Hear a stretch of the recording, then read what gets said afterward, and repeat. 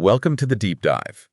Today, you're joining us as we really get into the essentials of Italian greetings. Some key phrases, too. That's right. We've looked through, well, quite a few things. Blog posts, YouTube videos from native speakers. Really a mix. And the idea is to pull out the core stuff, you need to, feel a bit more confident stepping into those first Italian conversations. Yeah, whether you're actually planning a trip or maybe just curious about the language, we want to get you feeling informed. Because starting a new language, it can feel a bit daunting, right? Very. Especially those first words. Definitely. And greetings, they're more than just words in Italy. They carry a lot of cultural weight. It's about showing respect, making that first connection. So this is kind of a shortcut to understanding not just what to say, but the why and when behind it. Precisely. A bit of a head start. Okay, so let's jump in. The big one everyone knows, ciao. Ciao! Yeah, it's everywhere. Hello, goodbye. Seems simple. And it is simple, but maybe too simple sometimes. Well, that's the crucial part. It is for hello and goodbye, but it's really informal. Like, really informal. For friends, family. Exactly. Close friends, family, kids.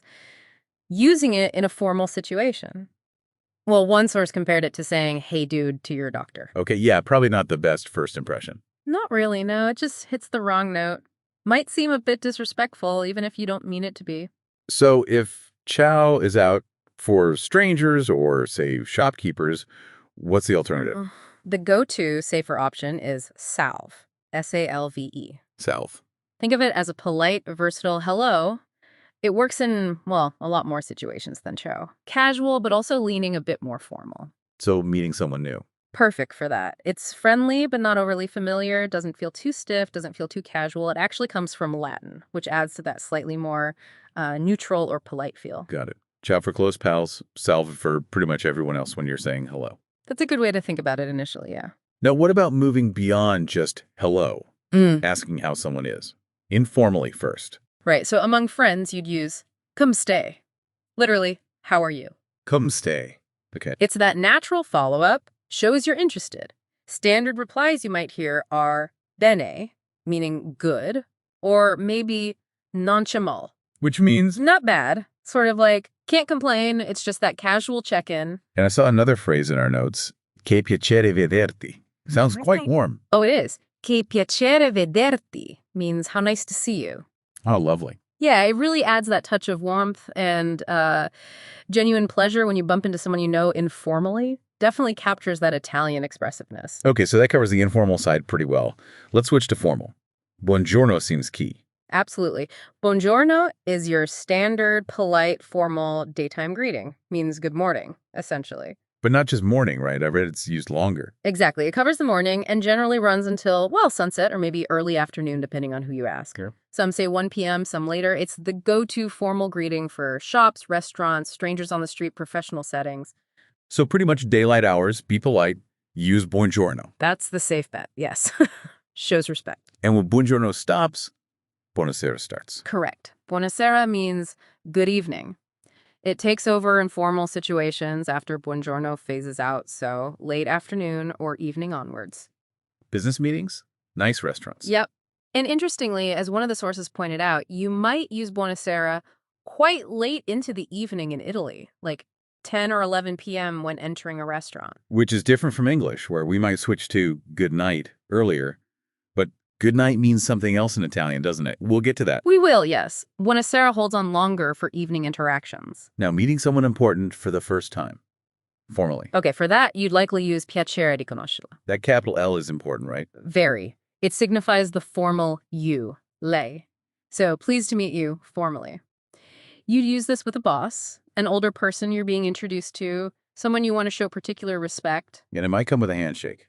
Often, yes. A handshake or maybe a polite nod. It sets a respectful tone. Like the informal come stay, there's a formal version. Yes, come stay. Again, notice the ending changed sta for the formal you instead of stay for the informal you. So, how are you? But polite. Exactly. For someone you don't know well or in business, polite responses might be sto bene, meaning I am well, or va bene, it's going well. Okay, that makes sense. Now, there were also some greetings tied even more specifically to time. Buon pomeriggio. Buon pomeriggio means good afternoon. It fits logically between buongiorno and buonasera. So after lunch, before evening. Pretty much. It's perhaps a bit less common than buongiorno or buonasera in everyday quick interactions, but it's perfectly correct and polite for that afternoon window, especially in more formal settings. Adds a bit of precision. It does. Shows you're paying attention to the time of day. And then the one we hinted at, buona notte. Right. Buonanotte means good night. But the key difference, as we mentioned, is its function. It's not just goodbye in the evening. No, not really. It specifically means you're wishing someone a good night's sleep. You say it when people are actually heading off to bed, or at the very end of the night when parting ways for sleep. So saying it leaving a restaurant at 9 p.m. Might sound a bit odd, especially in summer when evenings go late. It implies bedtime is imminent. So stick with buonasera or arrivederci when leaving social situations in the evening, unless someone is literally going to sleep. That's a really good distinction to make. Okay, so parting ways. We know ciao works for informal goodbyes. What are the other options? The standard formal goodbye is arrivederci. Arrivederci. Heard that one a lot. Yeah, it's very common. Polite, safe, works in almost any formal or semi-formal situation when you're leaving. What if you expect to see them again soon? Then you could use a presto. It means see you soon. It implies you hope or expect to meet again, but maybe without a definite time fixed. Nice and friendly. Yeah. And if you do expect to see them later the same day. Like leaving the hotel in the morning, knowing you'll see the receptionist later. Exactly. You'd use a dopo, means see you later, today. Works in both formal and casual contexts for that specific scenario. A dopo. Okay. And two more nice ones for leaving. Buona giornata and buona serata. Ah, yes. Lovely parting wishes. Buona giornata means have a good day. Use that when leaving a shop in the morning, maybe? Perfect. Or leaving colleagues at lunchtime. And buona serata is have a good evening. Use that when parting ways in the evening. Wishing them well for the rest of the day or evening. Exactly. They're always very well received. Just adds a nice touch of politeness. Okay, so that gives us a really solid base for greetings and farewells. But our sources also touched on some wider aspects of the Italian language itself, just briefly. Yeah, it's good to have a little context. Italian's a Romance language, of course, comes from Latin, colloquial Latin, technically. Yeah. Spoken by, what, about 85 million people? Something like that. And one key feature mentioned is gendered nouns. That trips up English speakers. It can, yeah. Every noun is either masculine or feminine.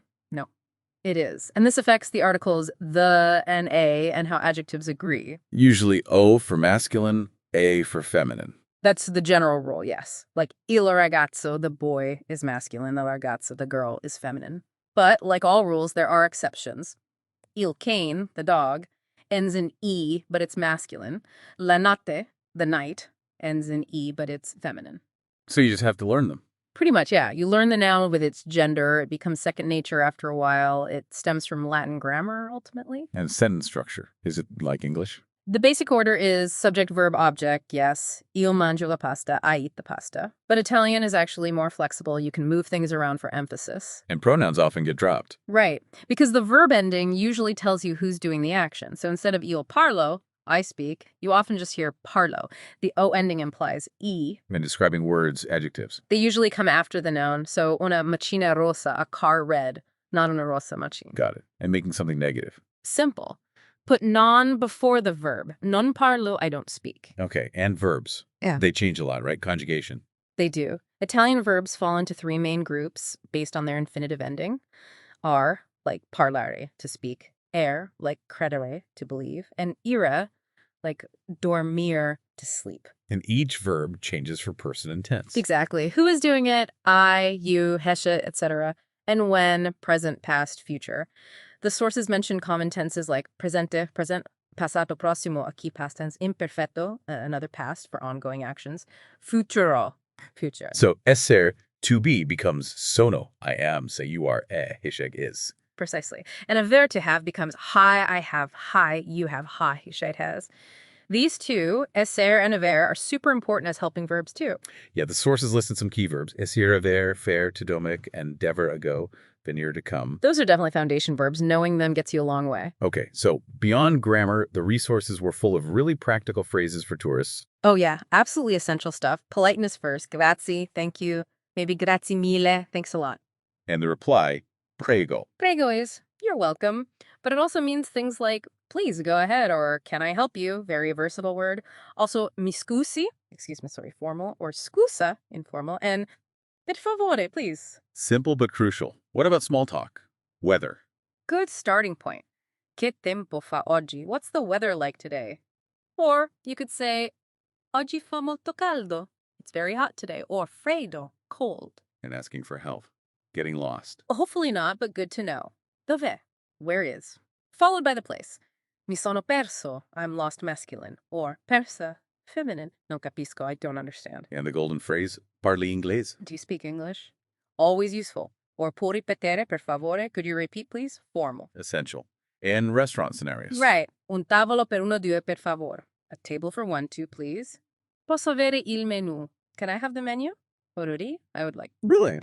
And importantly, il conto, per favore, the bill, please. The last one is key. And shopping. Quanto costa questo? How much does this cost? Or if you're just browsing, sto solo guardando. I'm just looking. So many useful phrases. It shows how even a little bit of language can go a long way. Absolutely. And speaking of the language, the history part in the sources was fascinating too, about the dialects. Yeah, that Italy, despite its size, has this huge number of dialects. Some are almost different languages. It's incredible, really. And it makes sense when you think about the history.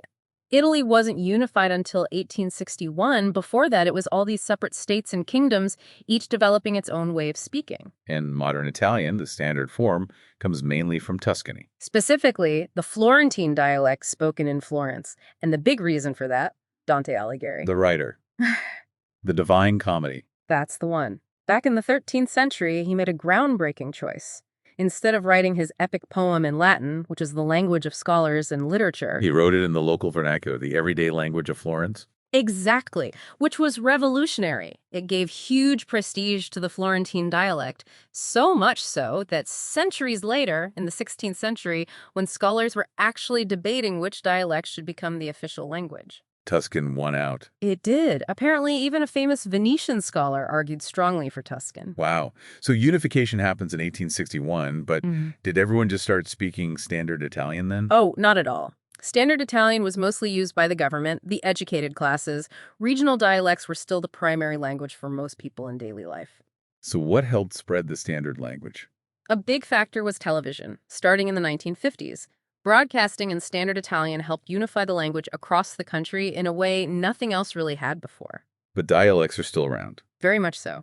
Many Italians still speak their regional dialect, sometimes learning it before Standard Italian, and apparently achieving perfect, accentless standard pronunciation is actually quite rare. That should be encouraging for learners. Don't worry about perfection. Definitely. And we shouldn't forget Italian's global reach, too, thanks to migration over the years. Okay, so let's loop back and crystallize the key takeaways on greetings for everyone listening. Right. Number 1, formal versus informal is crucial. Ciao is informal only. Use sal for a polite, versatile hello. Yes. Then, buongiorno for formal daytime greetings, buonasera for formal evenings. And remember, buonanotte is specifically for wishing someone sleep, not just a late evening goodbye. Exactly. And for farewells, arrivederci is your safe, formal bet. A presto for see you soon, a dopo for see you later today. Plus the nice wishes, buona giornata and buona serata. If you remember those distinctions, you're off to a great start. And the best way to make it stick. Just start using them, even if only in your head. Practice thinking, okay, morning, formal setting, buongiorno, or friend I haven't seen in ages, ci piace arrivederti. It helps build the instinct. This has been really illuminating, getting into the greetings, the basic structure, even a bit of the history. It's a rich language with a fascinating story. It really is. And considering that history, the regional variations, it leads to a final thought, maybe. How might understanding those deeper nuances, the dialects, the story of how Standard Italian came to be, how might that change your appreciation not just of the language, but of Italian culture and identity itself? That's a great question. Maybe exploring some resources on dialects, or even reading about Dante's impact. It could open up a whole new layer of understanding. Definitely something to think about. Well, this deep dive gives you a solid foundation. There's always more to learn, of course. Always. But hopefully this makes stepping into Italian feel a bit less daunting and a lot more exciting. Thank you for joining us on this exploration into the beautiful world of Italian.